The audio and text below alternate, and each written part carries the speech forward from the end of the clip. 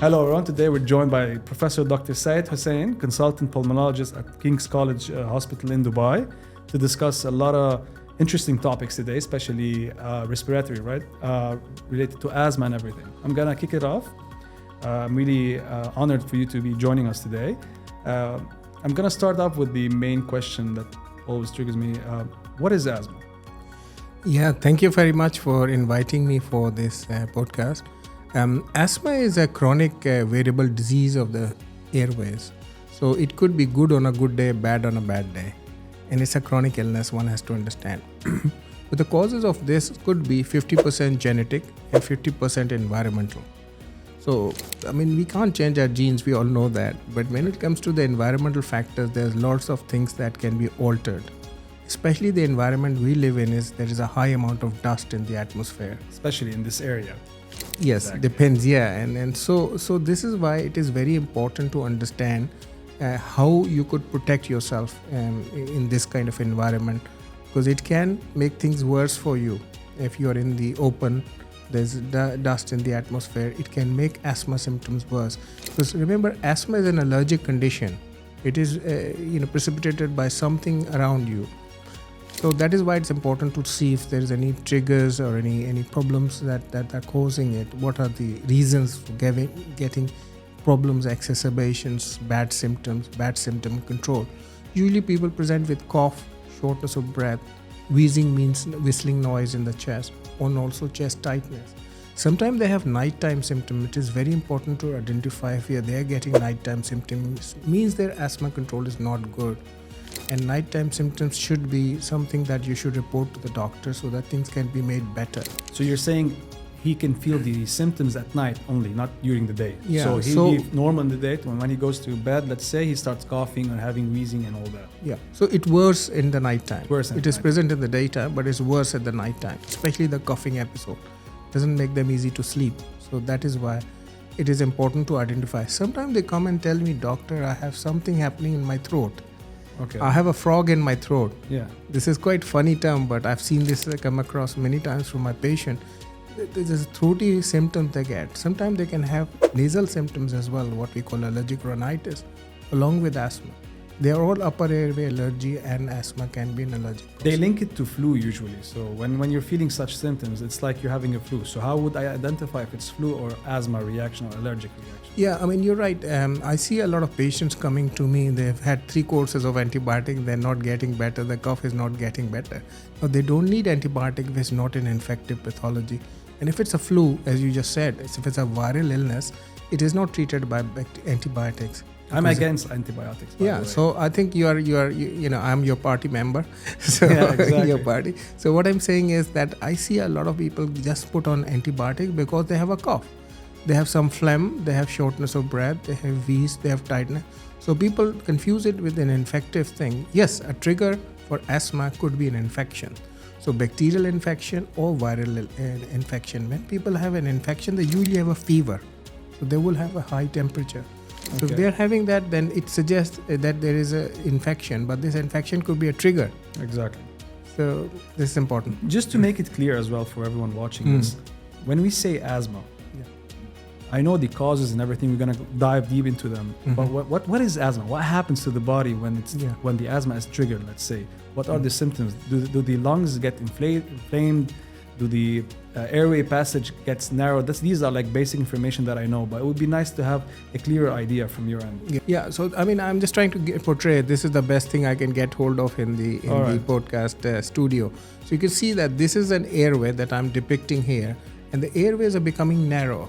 When it becomes further narrow, and the reasons are narrowing is the smooth muscle hypertrophy, and also there is secretions of bulgum or sputum, which is sitting in the middle of the airways. Why is there secretion? What happens? Because there's an allergic. Flush out something? Yeah, exactly. There's an allergic reaction that has been started by something in the atmosphere, an allergen, just gone in through your inhalation of these particles and set up. This is a trigger which sets up a cascade of reactions. So there's an complex allergic reaction going on in the airways, and that makes these secretions. Okay. And these secretions are also contributing to the problem because they're narrowing the airway further. The smooth muscles have contracted a bit. So but the body thinks there's something You're different. coming to it, absolutely right. Balgam or the sputum is considered as a foreign body in your airways. So Okay. you start to have a cough. You want to get rid of it. To get rid of it. Exactly. But this is very like a tenacious phlegm or sputum, and it is not easy to come out. It's a small amount there, sitting in different parts of the airway. Sometimes it's watery and then it becomes more solid, so it's even harder to cough it. So Sure. So this is the problem. Why the cough happens, that the airways are tight and narrow, but there's bulgum or secretions.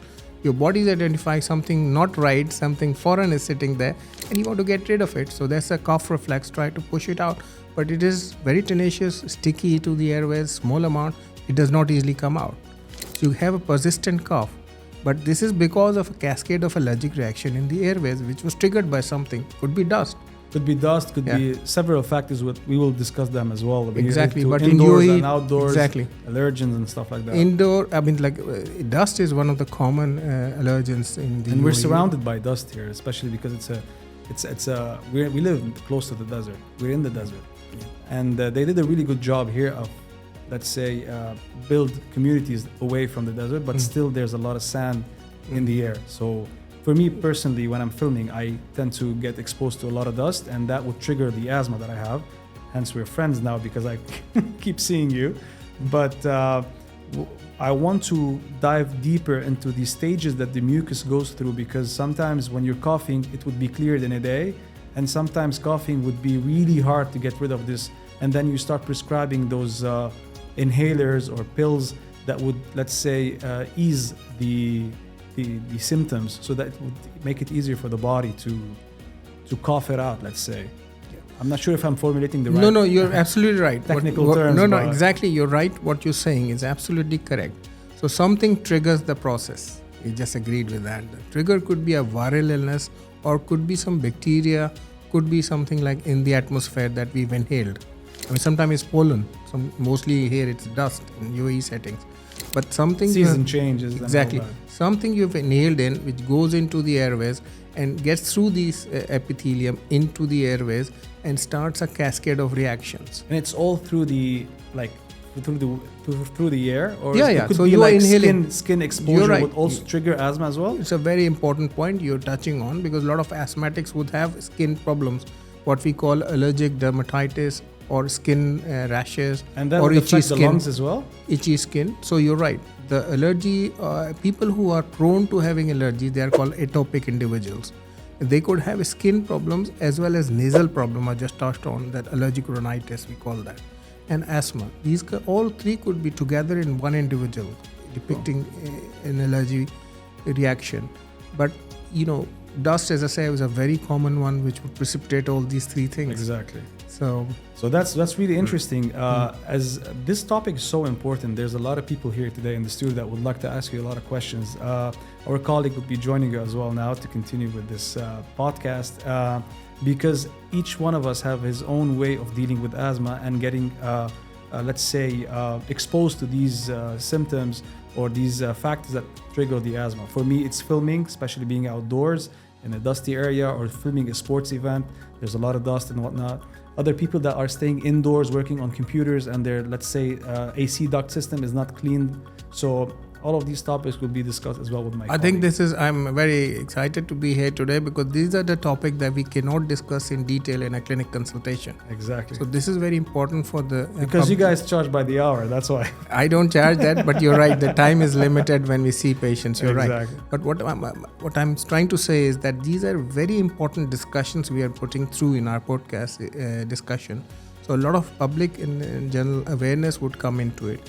Because somebody who has been inhaling the dust for a long time, then they start to develop some allergic reaction. Without them even knowing. That's what happened with me. So they would think that it's fine. It's just a weak thing, and then you'd see it's a 6 month of being exposed, and then your body would collapse, and then it would start getting more and more. But these people then go to doctors and then start some antibiotic, another antibiotic. It is not. It's harder to determine exactly what is the problem. Exactly. I'm really happy that I saw you today, and I'm pretty sure we're gonna keep doing these videos together. You're gonna be joined by my colleague now, and we'll take it from there. It's a pleasure being here. Thank you.